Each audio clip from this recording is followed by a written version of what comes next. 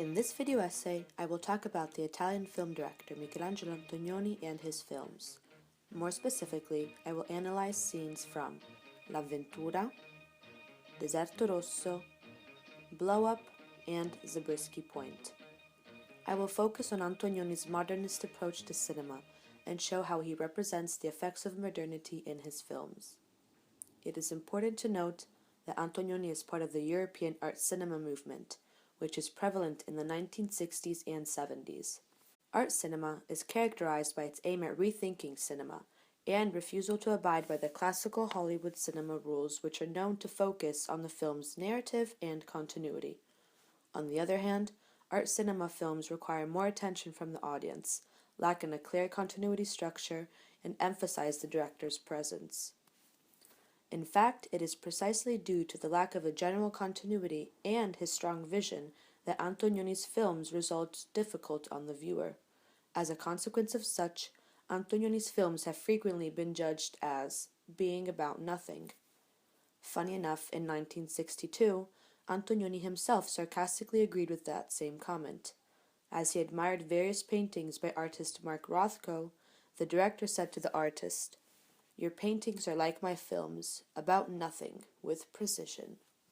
However, in 1980, Roland Barthes wrote an open letter to Antonioni praising him on his mastery in filmmaking and defined him as a true artist.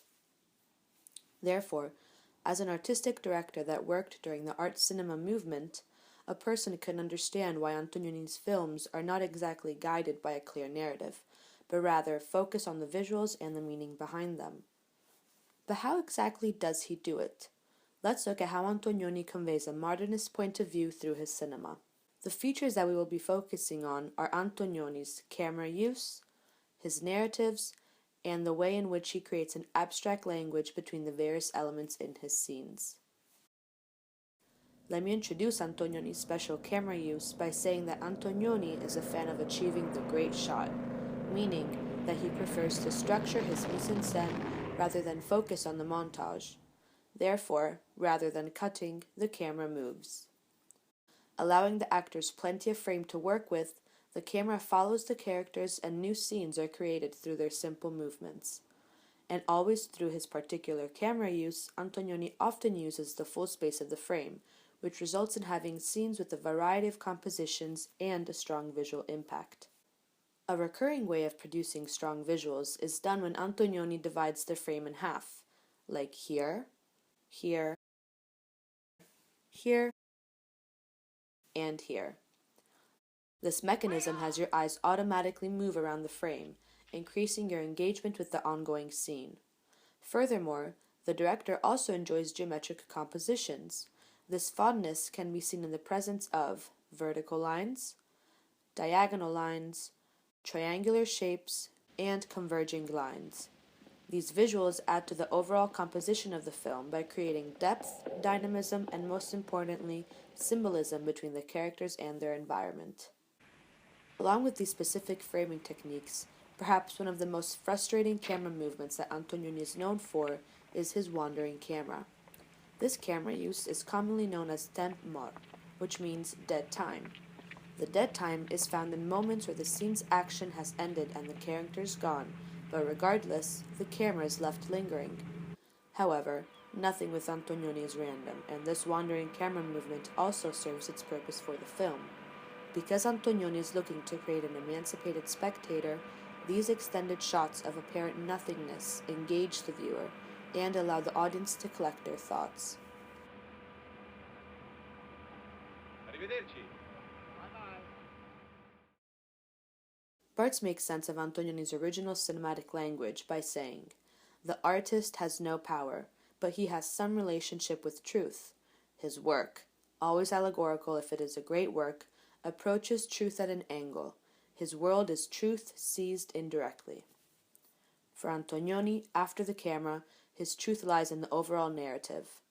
In his films, many of the protagonists display a modern behavior. Modern in that it reflects the trying times that surfaced with the advent of modernity and the resulting sense of isolation in respect to the changed environment. Therefore, many of his protagonists convey the sense of alienation with their surroundings and are shown trying to survive it. whether it be Claudia in L'Avventura, Giuliana in Deserto Rosso, Thomas in Blow Up, or Daria and Mark in Zabriskie Point,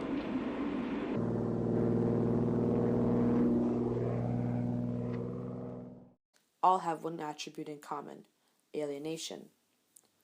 The mentioned protagonists display the estrangement they feel towards their environment.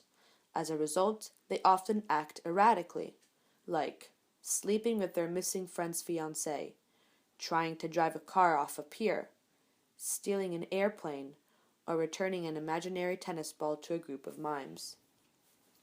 These behaviors show the emptiness the characters feel and their desperate attempts in trying to regain feeling.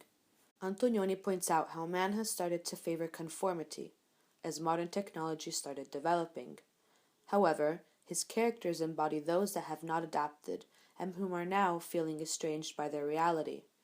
Therefore, modernism is central in explaining the sense of alienation Antonioni's narratives describe. The films represent a cinematic reflection on what modernity left behind mentally. And being open-ended and often puzzling, Antonioni's narratives also appear only as if connected by contingency. In L'Avventura, Anna goes missing and is never found. By the end of Deserto Rosso, Giuliana still appears numb towards the world around her. In Blow Up, Thomas is a photographer that experienced a life crisis after one of his photo shoots. And in Zabriskie Point, a house seemingly explodes, but it might also just be Daria's imagination. And because by now you've started to understand that Antonioni is not for the lighthearted, let me finally show you the true power in an Antonioni film: his abstract language. What unites Antonioni's controversial cinematic techniques and his complicated narratives is the abstract language that results from the two. The abstract layer present in Antonioni's films is aimed at symbolizing the character's emotions without narrative cues or dialogue, but rather through setting and objects. In addition, the alienation layer is also shown through the character's emotional discomfort when Antonioni parallels their position in the scene to the architecture or landscape around them. They are often shown as being overshadowed, minimized, or in high contrast to their surroundings. Here in L'Avventura, for example, as Anna speaks to her father, she is contrasted by the average buildings behind her, showcasing her simple and inferior nature, whereas her father is contrasted by St. Peter's Dome, showcasing his general power and superiority over her. What could be more alienating than being overshadowed by your own environment? That same environment controlled by man is shown to be the same entity that frightens them the most. As a result, the settings gain an autonomy from the narrative and become more important than the actual dialogues. The architecture and landscapes speak for themselves. More examples of the importance of the abstract symbolism between setting and emotion can be seen in other Antonioni shots. Examples like looking through windows, framed through doorways, seen through fences, and couples in landscapes are all representative of the abstract language that Antonioni uses to show how the characters are feeling. Even through simple objects, Antonioni communicates his modernist intentions. In Zabriskie Point, the last explosion sequence is violent yet fascinating. The explosion is a closer look at some of the many objects modernity has helped develop, the same objects that intensified the conformity. As you just saw, although Antonioni's films are not plot-driven, it is important to understand that the story structure is not only in the narrative, but also in what surrounds it. By doing so, Antonioni is able to give an unprecedented visual-based narrative and portray modernity as a functional beauty. Antonioni aims at creating visual compositions that speak for themselves and wants you to actively engage with the film, similarly enough to how an artist wishes for his or her viewer to engage with his or her artwork.